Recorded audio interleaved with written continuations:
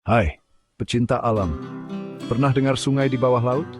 Kedengarannya seperti film fiksi ilmiah atau buku fantasi ya? Tapi percayalah, ini fenomena nyata yang terjadi di planet kita. Yuk, kita jelajahi keajaiban bawah laut ini bersama-sama. Pertama, apa sih sungai bawah laut itu?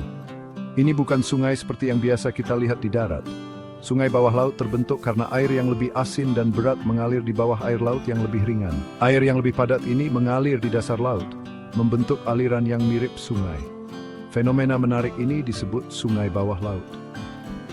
Salah satu contoh paling terkenal ada di Teluk Meksiko, tepatnya di daerah yang disebut sungai bawah laut Temptation. Bayangkan, kamu sedang menyelam jauh ke dalam laut, tiba-tiba menemukan aliran air yang deras, dikelilingi dinding seperti pasir dan lumpur. Sungai bawah laut ini bisa sedalam 10 meter dan lebarnya sekitar 100 meter. Luar biasa kan? Di balik pemandangan menakjubkan ini, ada proses fisika dan kimia. Ketika air tawar bertemu air asin, perbedaan kepadatannya menciptakan lapisan yang berbeda. Air tawar mengapung di atas air asin, menciptakan ilusi sungai yang mengalir di dasar laut. Arus laut dan angin juga berperan, menciptakan turbulensi yang membuat aliran air tawar terus bergerak. Bagaimana para ilmuwan menemukan sungai bawah laut ini? Berkat teknologi canggih, khususnya alat pemetaan sonar, peneliti bisa menjelajahi laut dalam tanpa menyelam. Mereka menggunakan gelombang suara untuk memetakan struktur dasar laut dan mengidentifikasi aliran air yang tidak biasa ini.